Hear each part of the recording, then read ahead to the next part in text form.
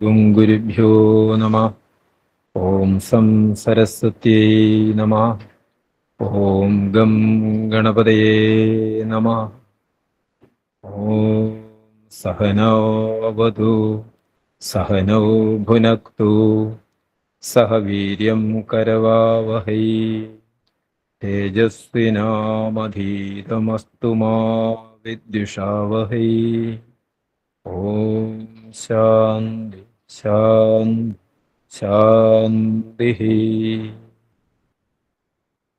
ഓം രാമായ രാമഭദ്രായ രാമചന്ദ്രായ വേധസേ രഘുനാഥായ നാഥായ സീതായ പദയേ നമഃ. ഓം ജനകാജയായ നമഃ. ഓം മനോജവം മാരുതതുല്യവേഗം ജിതേന്ദ്രിയം ബുദ്ധിമതാം വരിഷ്ഠം വാതാത്മജം വാനരയൂഥമുഖ്യം ശ്രീരാമദൂതം ശരണം പ്രപദ്യേ.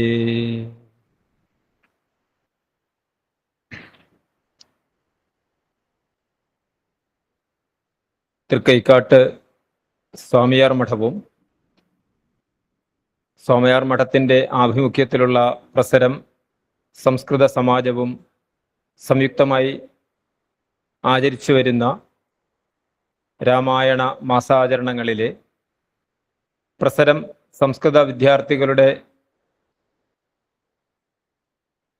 പ്രഭാഷണ പരമ്പരയിൽ ഭരതൻ്റെ വനയാത്ര എന്ന ഭാഗമാണ് പ്രസരത്തിലെ ഗുരുനാഥന്മാർ അനുവദിച്ച് നൽകിയിട്ടുള്ളത്. രാമായണത്തിലെ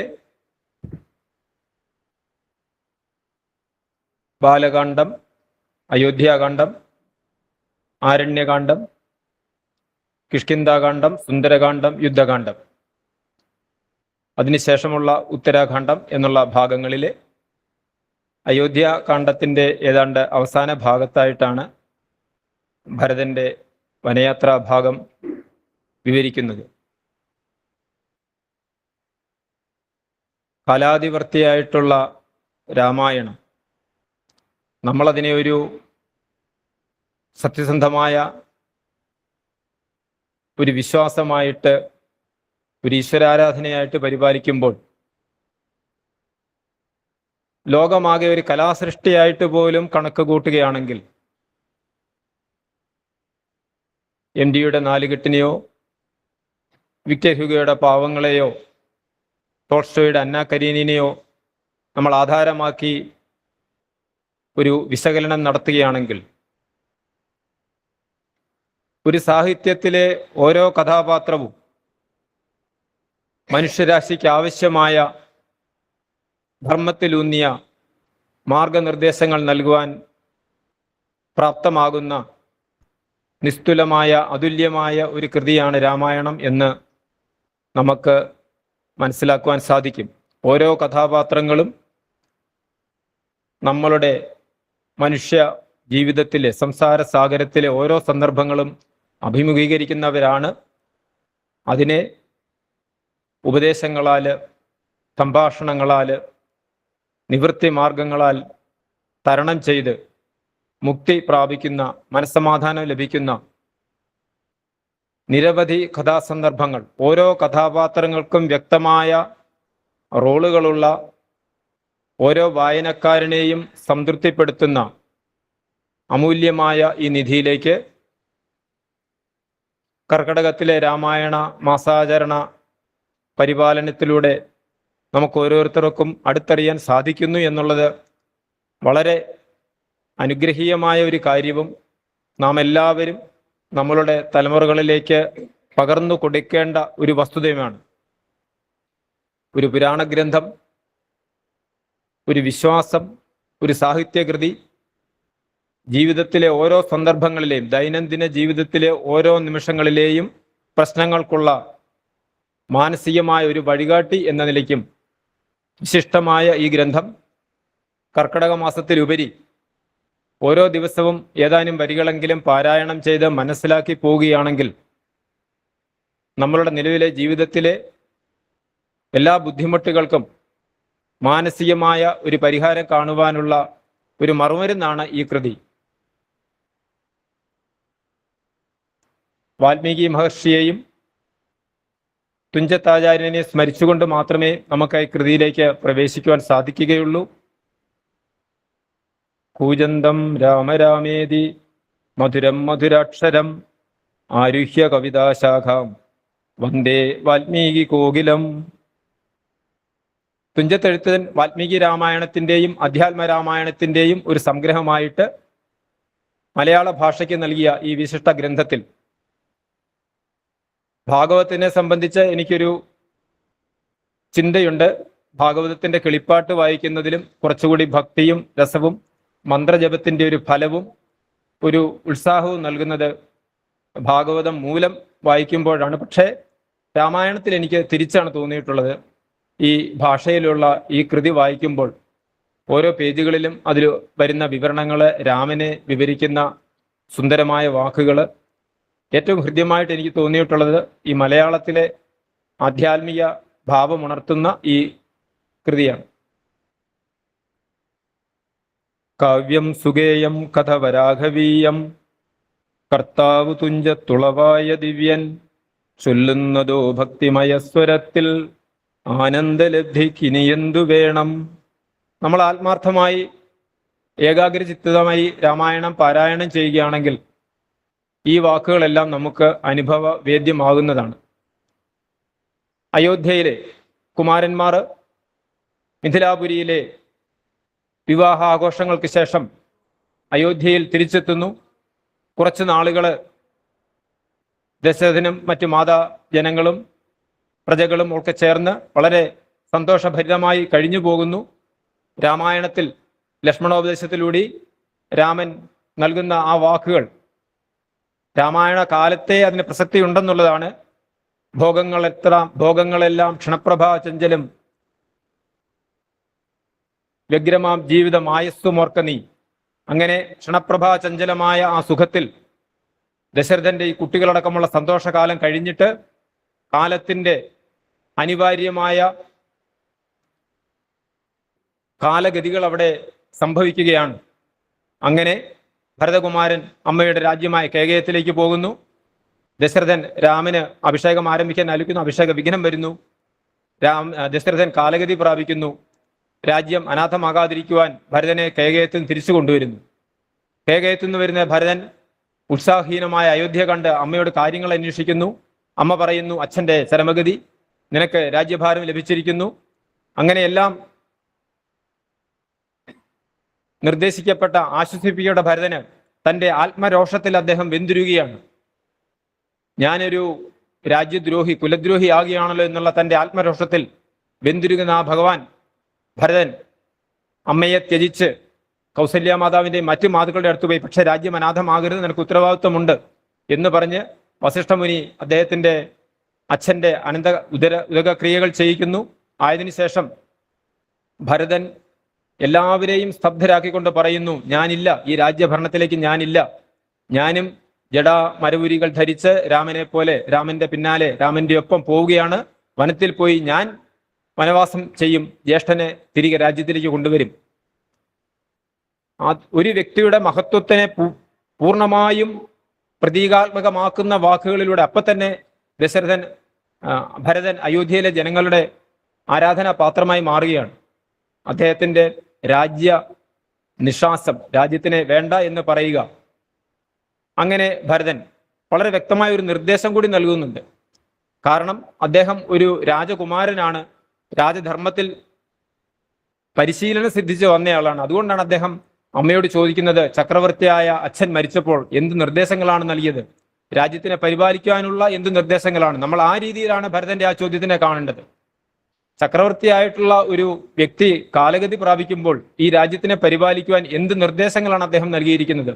അങ്ങനെയുള്ള ഒരു സാന്ദർഭികമായ ചോദ്യത്തിൽ നിന്നാണ് രാമന്റെ വനവാസവും മറ്റുള്ള കാര്യങ്ങളും ഭരതൻ അറിയുന്നത് തന്നെ.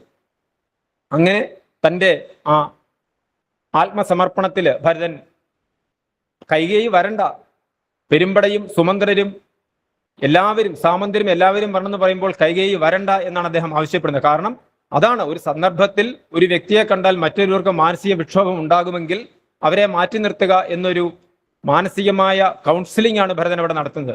അങ്ങനെ അദ്ദേഹം ആദ്യം പറഞ്ഞെങ്കിലും പിന്നീട് നമ്മുടെ വിക്ഷോഭം അടങ്ങുമ്പോൾ സാധാരണയായി ഒരു ക്ഷമ ഉണ്ടാകുന്നത് പോലെ മാതാവിനെയും കൂട്ടി എല്ലാവരെയും കൂട്ടി അദ്ദേഹം വനത്തിലേക്ക് പോകുന്നു.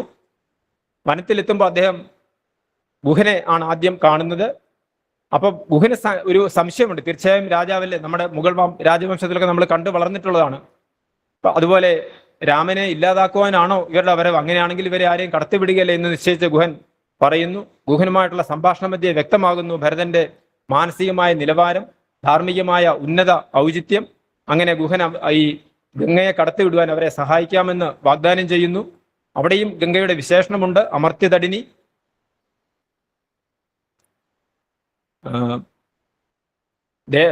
ദേവലോകത്തെ നദി എന്ന് അവിടെ തന്നെ ഗംഗയെ വ്യക്തമായി സൂചിപ്പിക്കുന്നുണ്ട്. അപ്പം നമ്മളുടെ സാംസ്കാരിക ചിഹ്നങ്ങളായ ഓരോ നദികൾക്കും എത്രമാത്രം ആഴത്തുള്ള വേരുകളുണ്ട് എന്നുള്ളതിന്റെ ഒരു ഉദാഹരണമാണ്. അപ്പോൾ നമ്മൾ വായിച്ചു പോകുമ്പോൾ എന്തുകൊണ്ടാണ് ഈ അമർത്യ തടിനി എന്ന് പറയുവാനുള്ള ഒരു ചിന്ത നമുക്കുണ്ടാവണം. രാമായണം പാരായണം ചെയ്തു പോകുമ്പോൾ ഓരോ വാക്കുകൾക്കും അപ്പം അമർത്യ തടിനി, ദേവലോകത്തെ നദിയാണ് ഗംഗ എന്നുള്ള ഒരു ചിന്ത പാരായണം ചെയ്യുന്നവർക്ക് ഉണ്ടാവണം. അങ്ങനെ വളരെ സൂക്ഷ്മമായാണ് എഴുത്തച്ഛൻ ഈ വാക്കുകളൊക്കെ പ്രയോഗിച്ചിട്ടുള്ളത്.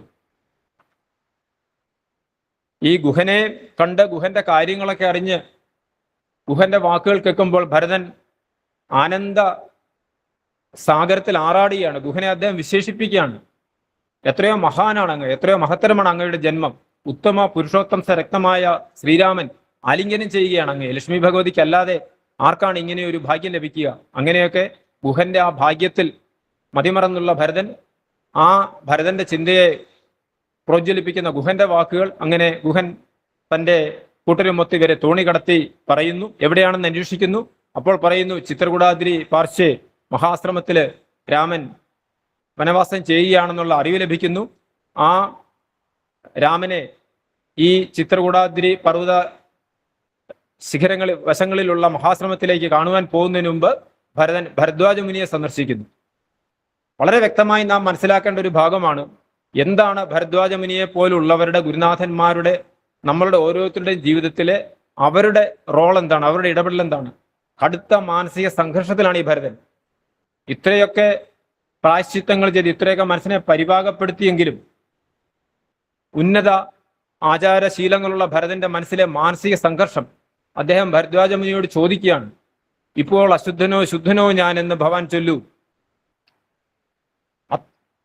ഒരു കൗൺസിലിങ്ങിന്റെ ഏറ്റവും ഉദാത്തമായ ഏറ്റവും ഉന്നതമായ ഒരു സന്ദർഭമാണ് നാം അവിടെ കാണുന്നത്. ഭരദ്വാജ മുനിയുടെ വാക്കുകളിൽ അശുദ്ധൻ എന്ന് പറഞ്ഞാൽ അതിനപ്പുറത്ത് ഭരതനൊരു വാക്കില്ല. അപ്പോൾ അത്രയും ആഴത്തിലുള്ള അറിവുള്ള അവഗാഹമുള്ള ആ മുനിശ്രേഷ്ഠൻ അദ്ദേഹത്തിനോട് പറയുകയാണ്, രാജധർമ്മമാണ് നീ അനുഷ്ഠിക്കേണ്ടത്. രാമൻ വനവാസം അനുഷ്ഠിക്കുക എന്നുള്ളത് ഭരതന്റെയും കൂടി കടമയാണ്. സഹോദരന്റെ സത്യസന്ധത, ധർമ്മങ്ങൾ, വ്രതനിഷ്ഠകൾ പരിപാലിക്കുവാൻ എല്ലാ സഹോദരങ്ങൾക്കും ബാധ്യതയുണ്ട്. അതുകൊണ്ട് നീ സന്തുഷ്ടചിത്തനായി രാമനെ പോയി കാണുക എന്ന് പറഞ്ഞ് ഭരദ്വാജ മുനിയെ അവരെ ആശ്രയിപ്പിക്കുന്നു. തന്റെ തപോബലത്താൽ കാമധേനുവിനെ സ്മരിച്ച് ഈ വന്നിട്ടുള്ള എല്ലാ ജനങ്ങൾക്കും അദ്ദേഹം അവർക്ക് വേണ്ട എല്ലാ ആവശ്യങ്ങളും നൽകി കൊടുക്കുന്നു. അതിന് പക്ഷേ കവിഭാവനയായിരിക്കാം, നമ്മൾ ഉള്ളതുകൊണ്ട് തൃപ്തിയിടുകയാണ്. നമ്മളിപ്പോൾ ഒരു വീട്ടിൽ ഒരു ഗസ്റ്റ് വരുന്നു, അന്ന് നമ്മൾ ഇച്ചിരി കുറവാണെങ്കിലും നമ്മളെല്ലാവരും ഷെയർ ചെയ്യുമ്പോൾ നമുക്ക് മിച്ചം വരും.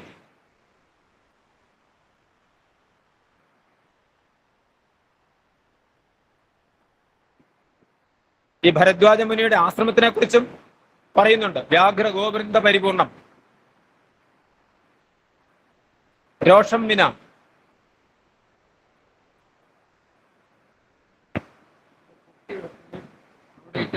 ഷീറ്റിന്റെ ഒച്ച വരുമ്പോ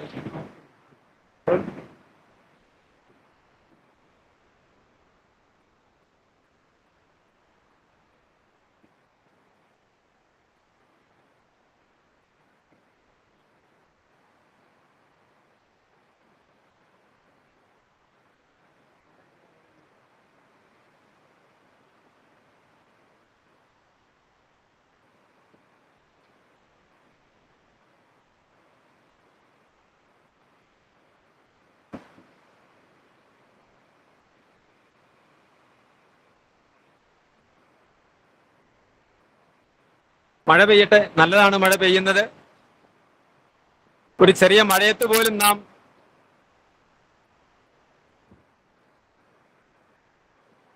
മഴ പെയ്യുന്നത് കൊണ്ട് ഒരു ദോഷമില്ല. ഒരു ചെറിയ മഴയത്ത് പോലും സ്തബ്ധമാകുന്ന കേരളമാണ് നമുക്കുള്ളത്. ഇന്നും പല ഇരാറ്റുപേട്ട സൈഡിലൊക്കെ വെള്ളപ്പൊക്ക കെടുതികൾ ഉണ്ടാകുന്നുണ്ട്. നമുക്ക് ഒഴിവാക്കാൻ സാധ്യമല്ല കാലത്തിന്. അല്പവൃഷ്ടി, അനാവൃഷ്ടി, അതിവൃഷ്ടി. വ്യാഘ്ര ഗോവിന്ദപൂർണം വൈരം വിന വിദ്വേഷം വിന താമസിക്കുന്ന ഭരദ്വാജ ആശ്രമത്തിൽ നിന്നും ചിത്രകൂടാദ്രി പാർശ്വത്തിലുള്ള രാമനെ കാണുവാൻ അവിടെയും വളരെ ബുദ്ധിപൂർവമായ ഒരു തീരുമാനമുണ്ട്. എല്ലാവരും കൂടി പോകുന്നില്ല, 4 പേരാണ് പോകുന്നത്. ഭരതനും ശത്രുഘ്നനും മന്ത്രിയായ സുമന്ത്രനും ഗുഹനും. ഏറ്റവും നമ്മളൊരു ആൾക്കാരെ സെലക്ട് ചെയ്യുകയാണെങ്കിൽ ഇത്രയും ഉത്തമമായ ഒരു സെലക്ഷൻ നമുക്ക് കാണാൻ സാധിക്കില്ല. ഒരമ്മയെ കൊണ്ടുപോയാൽ മറ്റൊരമ്മയ്ക്ക് ബുദ്ധിമുട്ടാകും, ഒരു സേനാധിപനെ സാമന്തനെ കൊണ്ടുപോയാൽ മറ്റു സാമന്തന് ബുദ്ധിമുട്ടാകും. അതുകൊണ്ട് വളരെ വിവേകപൂർണമായി അവർ 4 പേര് രാമനെ കാണാൻ പോകുന്നു. അങ്ങനെ പോകുന്ന വഴിക്ക് രാമന്റെ പാദധൂളികൾ, അങ്കുശ മത്സ്യധ്വജാങ്കുരമായ രാമന്റെ പാദ രേഖാചിത്രങ്ങൾ കാണുന്നു, പാദ അടയാളങ്ങൾ കാണുന്നു. ആ ധൂളികൾ ഭരതൻ വാരി തന്റെ മൂർധാവിലേക്ക് അഭിഷേകം ചെയ്യുകയാണ്. വേദാവും ഈശനും ദേവകദംബ്രവും നാരദാദി മുനികളും കാത്തു നിൽക്കുന്ന, ആഗ്രഹിക്കുന്ന ഭഗവാന്റെ പാദധൂളികൾ മൂർധാവിൽ അഭിഷേകം ചെയ്യുവാൻ എനിക്കിന്ന് ഭാഗ്യമുണ്ടായി എന്ന് ഓരോ അണുക്കളിലും ഓരോ രോമകൂപങ്ങളിലും രാമന്റെ ചിന്താഗതിയിൽ മുഴുകി നടക്കുന്ന ഭരതൻ ആ പാദധൂളികളിൽ ആശ്വാസം കണ്ടെത്തുകയാണ്. അങ്ങനെ രാമ സമീപത്ത് എത്തിച്ചേരുകയും അവിടെ എഴുത്തച്ഛൻ നമ്മളെ എല്ലാവരെയും ആശ്വസിപ്പിക്കുന്ന, സംതൃപ്തരാകുന്ന ഭഗവാന്റെ രൂപവർണ്ണനകളുണ്ട്. ഞാനൊരു വിശദമായ ഇതിലേക്കില്ല, എങ്കിലും ഒരവസരം കിട്ടുമ്പോൾ ഈ ഭഗവാനെ രാമനെ വർണ്ണിക്കുന്ന ആ വരികളിലേക്ക് ഞാൻ രാമായണത്തിലേക്ക് ഒന്ന് ഓടി പോവുകയാണ്.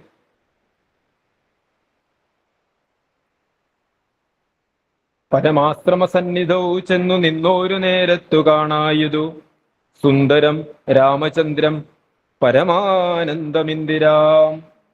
സുന്ദരം രാമചന്ദ്രം പരമാനന്ദമന്ദിരം ഇന്ദ്രാദിവൃന്ദാരകവൃന്ദവന്ദിതം ഇന്ദിരാമന്ദിരോരസ്ഥലം ഇന്ദ്രാവരജം ഇന്ദീവരലോചനം ദുർവാദളശ്യാമ ദുർവാദള നിവശ്യാമളം കോമളം പൂർവജം നീലനളിനദളേക്ഷണം രാമം ജടാമകുടം വൽക്കലാംബരം സോമബിംബാഭപ്രസന്നവക്ത്രംബുജം ഉദ്യത്തരുണാരുണായുധശോഭിതം വിദ്യുത്സമാംഗിയാം ജാനകിയായൊരു വിദ്യയുമായി വിനോദിച്ചിരിക്കുന്നൊരു വിദ്യോതമാത്മാനമവ്യാനം അവ്യാകുലം വക്ഷസി ശ്രീവത്സലക്ഷണം അവ്യയം ലക്ഷ്മീ നിവാസം ജഗന്മയമച്യുതം ലക്ഷ്മണസേവിതപാദപങ്കേരുഹം ലക്ഷ്മണലക്ഷ്യസ്വരൂപം പുരാതനം ദക്ഷാരിസേവിതം പക്ഷീന്ദ്രവാഹനം രക്ഷോവിനാശനം രക്ഷാവിചക്ഷണം ചക്ഷുശ്രവണ പ്രവരവല്യംഗകം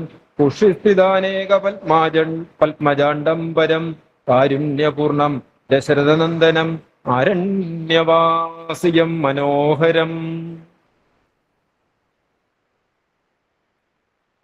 ഈ രൂപത്തിലുള്ള രാമചന്ദ്രനെ കണ്ട്, അല്ല തന്റെ മനോമുഖരത്തിൽ രാമചന്ദ്രനെ ഇങ്ങനെയെല്ലാം ദർശിച്ച് ആനന്ദപുളകിതനായി ഭരതൻ ആത്മനിർവൃതി അടയുകയാണ്.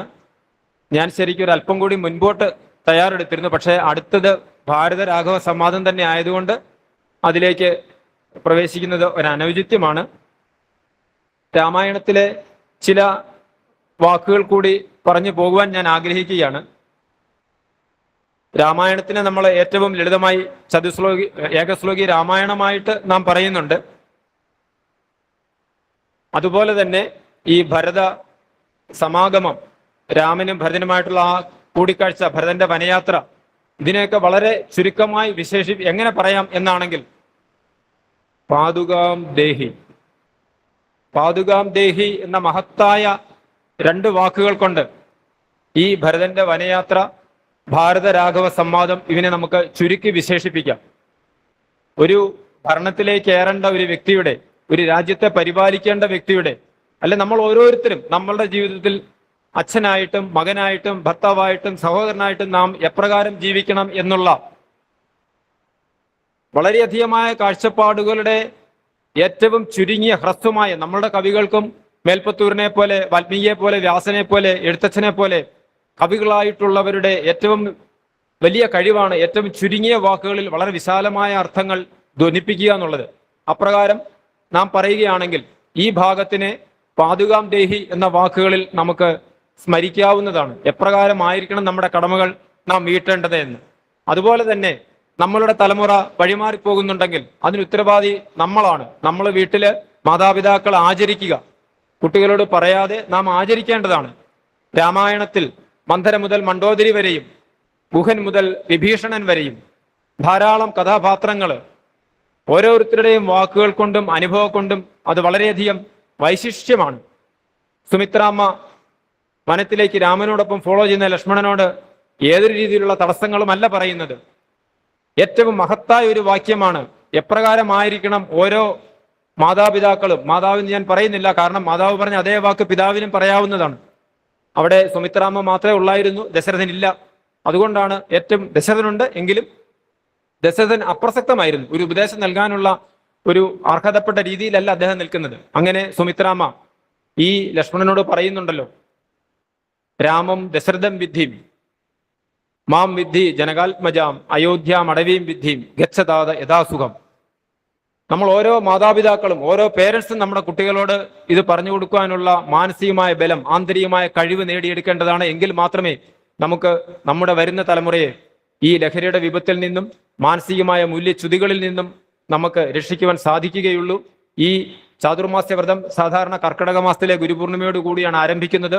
അത് സന്യാസിമാർക്ക് മാത്രമല്ല, ഓരോ ഗൃഹസ്ഥാശ്രമികളായിട്ടുള്ളവർക്കും ചാതുർമാസ്യ വ്രതം അല്ലെങ്കിൽ ചെറിയ രീതിയിലുള്ള വ്രതങ്ങൾ പരിപാലിക്കാവുന്നതാണ്. പുരാണാതിഹാസങ്ങൾ വായിക്കുക, കുട്ടികൾക്ക് മനസ്സിലാക്കി കൊടുക്കുക, കുട്ടികളെ കൊണ്ട് വായിപ്പിക്കുക, ഈ ആപ്തവാക്യങ്ങൾ അവരുടെ മനസ്സിലേക്ക് ഹൃദിസ്ഥമാക്കുക, നാം ആചരിക്കുക, അവരെ കാണിച്ചു കൊടുക്കുക. എല്ലാവർക്കും ഒരു നല്ല ഭാവി ജീവിതങ്ങൾ ഉണ്ടാകട്ടെ എന്ന് ആശംസിച്ചുകൊണ്ട് ശ്രീരാമചന്ദ്ര സ്വാമിയുടെയും ഹനുമാൻ സ്വാമിയുടെയും അഭിവന്ദ്യരായ പ്രിയപ്പെട്ട ഗുരുനാഥന്മാരുടെയും പാതാരവിന്ദങ്ങളിലേക്ക് ഈ വാക്കുകൾ സമർപ്പിക്കുന്നു. നന്ദി, നമസ്കാരം. ഓം പൂർണ്ണമദ പൂർണ്ണമിദം പൂർണ്ണാത് പൂർണ്ണമുദച്യതേ പൂർണ്ണസ്യ ഏവമാദായ ഏവമേവാവശിഷ്യതേ. ഓം ശാന്തി ശാന്തി ശാന്തി.